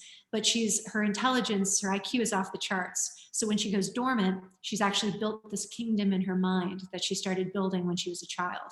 And it's just this fantastical place. And a psychiatrist has to get her to choose between which reality she wants to live in. And it's actually semi-autobiographical by the author. So that's something that I'm pursuing pretty hard. And then I'm up for a couple of projects as well that are novel adaptations right now. And would you write those? Nice. Jorge Chong says, thank you so much. Congratulations on Black Beauty. Thank you. Emily would like to ask about the challenge of writing in such a way that your audience empathizes with the characters, and also if there's any difference having them empathize with the animals. That's a really good question. That's a great question. I think as I was writing the script, I think you have to, if you're not stirred by the emotion of what you're writing, your audience probably won't be. the last couple of pages with Beauty, when I knew she had to pass away, I knew she had to die at the end. And that was a big script. Even toward the end of the edit, that kept coming up. Should she really die? Should we set up a sequel? And I held fast. She has to. That's the emotional impact. It's the story of a life. It needs to have a conclusion. But toward the end of writing those last pages, the first draft, I was in this little coffee shop just crying over my coffee cup, and the waiter was looking at me like, what is, the chick in the corner doing, crying over her laptop. But I think that if you're writing emotional characters, you need to be stirred by them. And it was fascinating trying to capture that in Beauty. And I really wanted to approach Beauty just like a human in our photography. The coverage, if we're covering someone in close-up, why not cover Beauty in close-up? I really was inspired more by equine photography than a lot of movies or TV shows where you cut to a horse, you're cutting to a median of the horse, and maybe the ears are back, maybe the body language of Beauty was critical to me to be authentic. Cleo asks, was it stressful working for a big company like Disney? Oh yeah, unbelievably so. I've dyed my hair, but I'm completely going gray. The first gray came from timing all of those takes day after day, and I plucked it on the beach scene for Beauty. It was started with one, and then by the time I got through half of my director's cut, this Judy Jetson streak of gray started. Now it's just completely. I'll embrace it at some point, but yeah, it was incredibly stressful, but it was incredibly beautiful because we go into this industry knowing that it's stressful, but there's, I don't know, maybe you sickly feed on that in some ways because you love what you're doing so much. So it's all worth it. So I wouldn't change it. But yeah, I mean, the expectations of delivering a movie to a studio like that and knowing if you do a good job, maybe they'll hire you again. Maybe this is the next thing that propels you. Oh yeah. Well, as you can see, I've had one or two of those gray hair moments myself. I'm running out of real estate for new ones. Gabriel Tice, who is an aspiring screenwriter with the group and also director, he asks, how was it directing Kate Winslet in a voiceover only performance? Did she watch footage of the film to prepare? Was it any less or more challenging than directing a physical performance? It was really great questions, Gabriel. It was really fascinating because initially I was supposed to work with Kate in person outside of London. We were going to record the voiceover in her home in the country. Then COVID happened, and so we did it all remotely. But she did watch the film prior to, and we had a discussion about it prior to her sessions.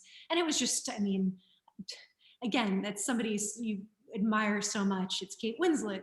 And so the first time I knew she had seen the film, and we got on a FaceTime call, and the first words out of her mouth were, "I cried 5 times." And her husband came into frame and he said, "You made my wife cry." And she was just so kind and so complimentary, and loved the original property and loved the messages. And so she brought such a fire and a spunk and an excellence to the performance. And it was, talking about post too, it was interesting cutting the movie to the original voiceover because it changed a lot from the original script. Between what I was finding in the edit to the notes, so much changed along the way. And initially we had a sound alike, so somebody that sounded like Kate Winslet recorded all of my scripted lines before I started the edit. But then as things were changing, I was recording things into my phone just to see if they would work in the cut. And then you're cutting up the voiceover. It's not like I say a sentence and this is the pacing and the blah, blah, blah. It's, I was cutting and finding the pacing throughout the whole way. But it really wasn't until Kate came in and brought her excellence and her take for us to understand if certain things were landing. Or there are a couple of lines where I just, tears were streaming down my face as she said them. And yeah, but I wish I could have worked with her in person, of course, but it was, the nature of our world that we did it that way. Did you record Kate in a day, or was it more than a day?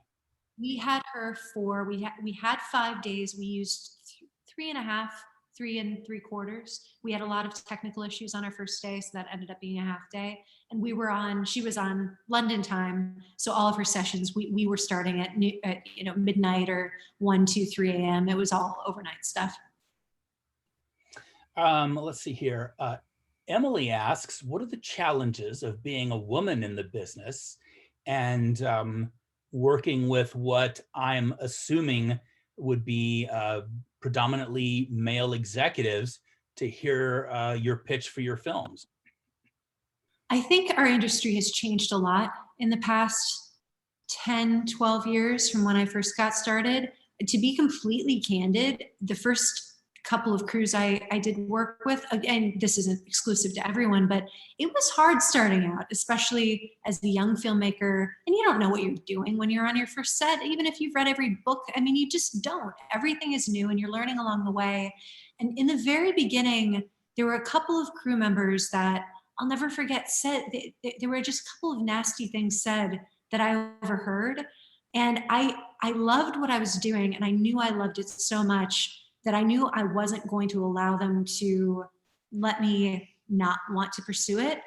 But it was so cruel that I don't know. I think I'm very happy that our world has changed and has evolved in the way that it has, and that women are seen in the director chair now, and that young filmmakers think about becoming directors because they're seeing other women or women of color, people of color.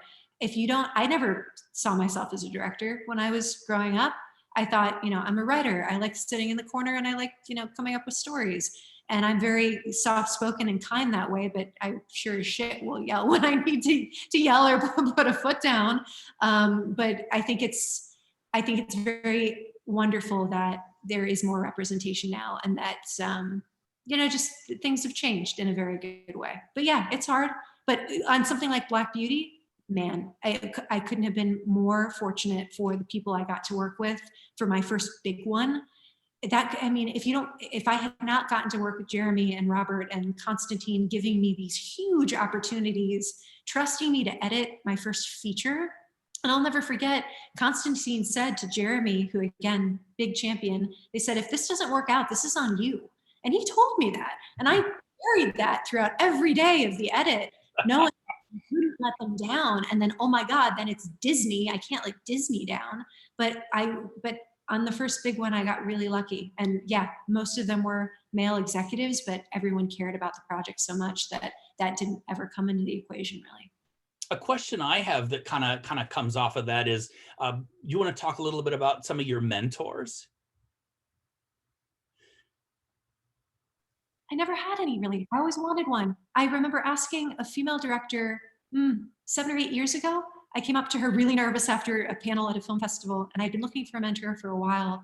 And I came up and I said, I don't know if you would have time. Would you mind, maybe I could just ask your advice, or I forget exactly how I put it. I was just so nervous. And I remember she was really snappy. She was like, no, I've got so many scripts to read, blah, blah, blah. I don't really mentor. I just don't have time. And everybody in our business is really busy. And it was just, but I was so struck by that. And I thought in that moment, if I'm ever successful enough to be able to give advice, I'm going to do that, because that's how you pay it forward and that's how you inspire people. But no, I never had a mentor, except for, my dad's always been my greatest champion.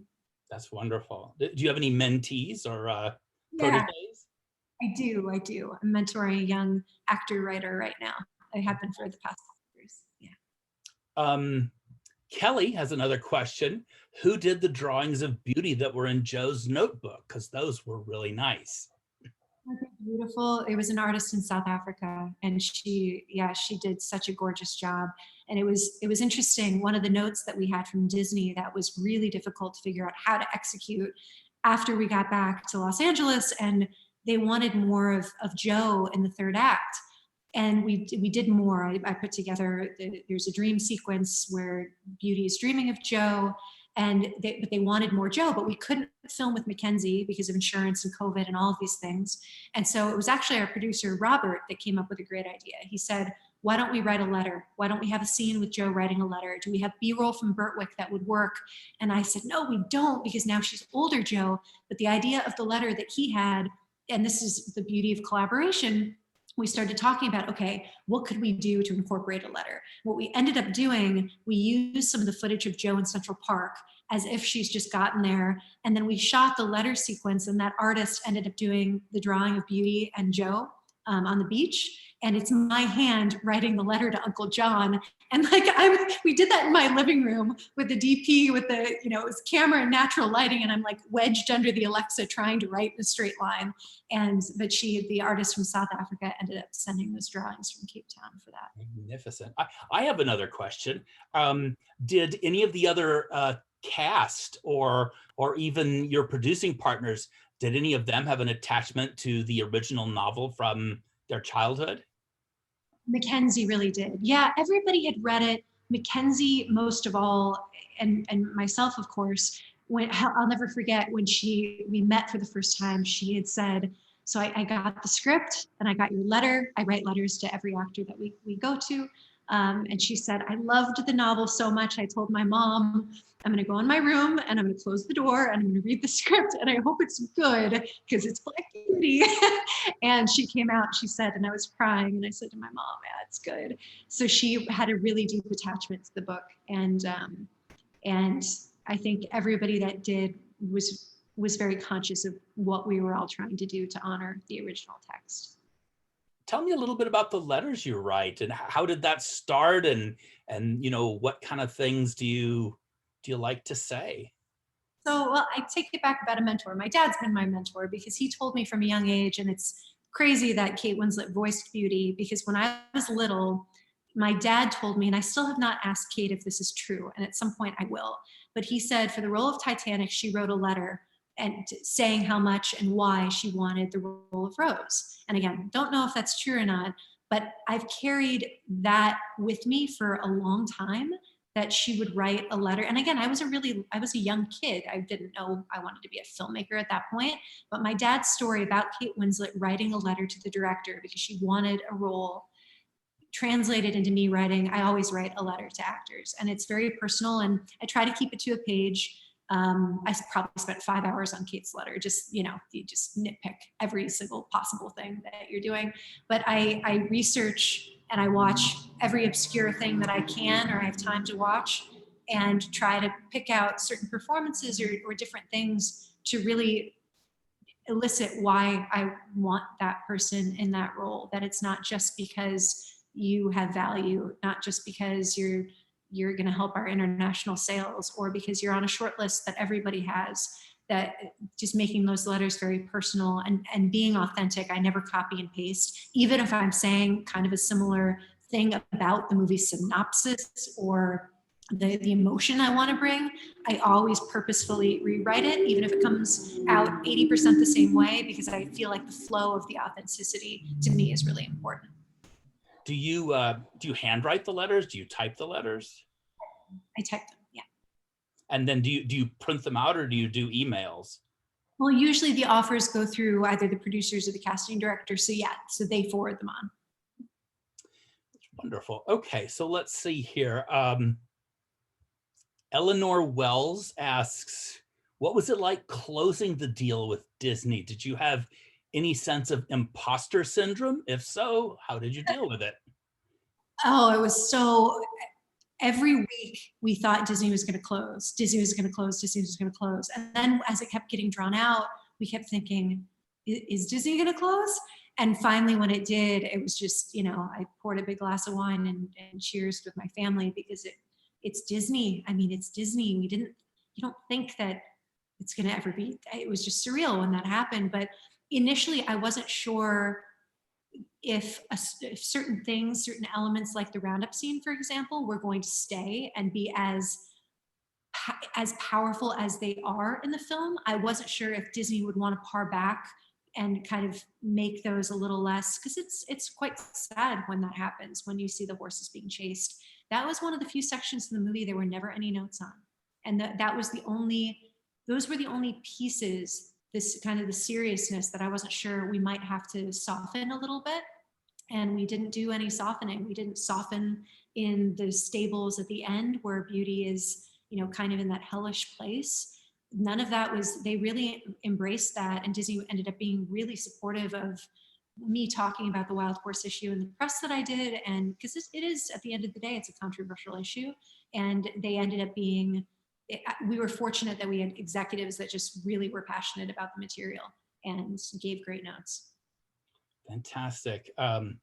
Jocelyn says, just want to say it's exciting that you're such an auteur. And Eleanor agrees. Lindsay says, oh my God, that would be great, but I don't know what the context is. Jocelyn says she loved the book. Eleanor watched the movie and thought it would, the update was really cool. And Kelly thinks your gray hairs are pretty. Just reading these. Thanks, Kelly. I appreciate it. I always thought Judy Jetson had a good look going on. So eventually. Emily asks, which is harder and why, to write about things you have experiences and feelings with, or things you don't? And she's thinking of themes like loss and abandonment that Beauty experiences so deeply in the film.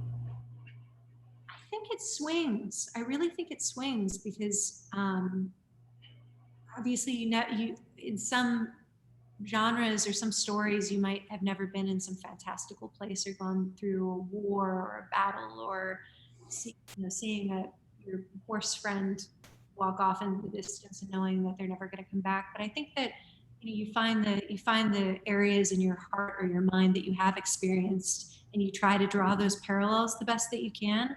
And I don't know. I love stories, but I also really like, as a very happy person, I also really love sadness. I find a lyrical thing to sadness. So in writing about things that you might not have experienced, it's finding the tendrils or the little ways in to trying to elicit those emotions within yourself. I actually, when I'm writing something, I read the text out loud to try to feel out the authenticity. I always do it alone. If my husband is home, I asked if he can go outside or in a different room, and I'll recite it to our dog. But I think it's sometimes you can, the point isn't being an actor, but I think to try to feel the authenticity of the emotion, sometimes speaking it aloud, you kind of almost not self-hypnotize, that's not the right word, but you do sink into the scene in a different way. And I think you emotionally can drive deeper when you're doing that. That works for me anyway. When you do that, do you record yourself and listen back, or is it just that live moment? No, I never have recorded myself and listened back, but no, it's the live moment of even if you're not an actor, but you're speaking it and you can feel if feels clunky. And I actually have started doing that over the past year with pitches. And I'm doing a lot more spoken pitches now. But even in the text of something that you're putting together in the form of a pitch, I now read it aloud in my last drafts, because you tweak it more than you think if you do that. So Lindsay says what she was referring to, oh my God, that would be great, is Dragon Riders of Pern. Right, I know. It's such an amazing property. So that wraps up the questions. Let's put a button on this with a little bit of conversation about the horse rescue. I mean, how amazing. Again, as a fellow animal lover, I am so pleased about, the depth of your investment in these beautiful animals, beyond just telling the story. Thank you. Well, with Beauty, while we didn't know it was going to be Disney from the beginning, we knew we were going to have a unique platform with a bigger film like this, and a film with this title to reach people. And I grew up with horses and as an animal lover too. And I really wanted to reach children. And that's what we'll be doing, especially in the, when the world gets a little bit more back to normal. But we want to bring more awareness and cast a bigger light on the plight of wild horses, which are being rounded up. They're being rounded up by helicopters, and there are a lot of deaths that happen in that very antiquated practice. And they're put into these massive holding facilities. And horses have family structures just like us. And so if you take a stallion away, it's like the loss of a father. And it's just for a number of reasons, it needs to stop. And there's not a lot of awareness around it. So we figured with the theme in Black Beauty, let's start. So that was why we started the nonprofit. And then as we started the nonprofit, thinking we're going to do these educational programs for kids, we're going to raise awareness with things like that, we ended up when we filmed the documentary footage for Black Beauty, we ended up adopting 2 horses that were rounded up from that experience in Nevada. So it was a little colt and his mother, and thankfully they were reunited. So we adopted them, and they've been starting the gentling process. And then as of July of last year, when we were in post, I saw this little white Mustang mare in a kill pen in Texas who was getting, it was a Sunday morning, and I saw her, and she was getting shipped to Mexico on Tuesday for slaughter. And I mean, it's not done humanely down there at all. And she was part of a lot of 12 other horses. And so I sat down for lunch with Ed, and I said, I really want to do something about her. And he agreed. And again, she was in Texas. We were in Los Angeles. So we're Googling other nonprofits. Where could we take her to get quarantined and to get vet care? And by the end of the day, we adopted all 13. And the next morning, Ed goes, Ashley, what did we do? We have that we just, and it's not cheap. I mean, all the medical bills. So basically everything I made on Black Beauty went into rescuing all these horses. And it was beautiful at the same time though, because we were in post on Beauty with all the stress of that. But in the morning and in the evening, we were vetting adopters, and we were adopting all of these horses out, some of which were young or pregnant, to new owners. And some of the children that a few of these horses reached, who had undergone abuse or had gone through just really difficult life experiences and needed a therapy animal, or were in, you know, more remote places where people, you know, have horses. And the horses that we rescued also rescued some of those kids. And it's just been beautiful to see those transformations. So What's the name of your rescue? it's called the Wild Beauty Foundation. So we're doing rescue, and then we're putting together some programs for kids for this fall. And then we have one horse, for example, with cancer in Topanga that's going to be doing programs with children with cancer. So we've got a couple of different types of programs that we're doing. So people who'd like to follow the rescue, people who'd like to donate, where can they go? wildbeautyfoundation.org. And then we've got our different social media channels as well on Instagram and Facebook. And then what about people who'd like to follow you? Where's the best place to follow you? On social media, it's just Ashley Avis on Instagram and Facebook. And I don't use Twitter very much, but yeah, Facebook and Instagram. Well, Ashley, I just can't thank you enough for getting so many nice comments here. Jocelyn asks, did you ever see The Misfits? No, I haven't. It's a Marilyn Monroe film written by Arthur Miller and directed by John Huston. And it has one of the most startling and brutal footage sequences of horses, of rescue horses, of wild Mustangs. And they went and they shot, and it's Eli Wallach, and they go in with a plane, and it's you will be moved. You will love it. It's Marilyn Monroe at her best. It's Clark Gable's last performance, Montgomery Clift's best phone call performance of all time. Anyway, your film is beautiful. It was really lovely. And what you're doing with the horses is really great too. Thank you for the suggestion. I will definitely check it out. You'll love it.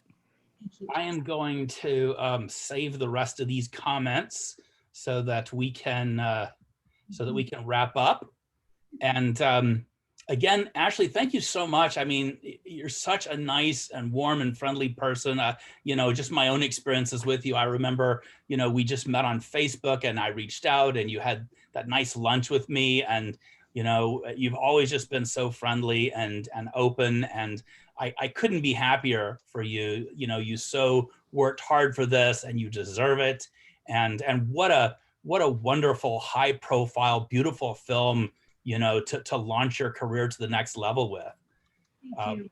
Really, really appreciate it. Thank you. And I also want to say, you know, that you very graciously let me read a sci-fi project of yours, and as a lifelong science fiction fan, just so passionate about the genre, that script is truly one of the best science fiction stories I've ever read. You know, up against Asimov and Heinlein and you know, classic Trek episodes. I mean, it's just an amazing, complex, fulfilling story, and I absolutely cannot wait for you to make it. It's a wonderful universe. So thank you so much. Well, I was lucky. I ended up consulting with Joe Pesh, who's the director of the National Science Foundation, on that.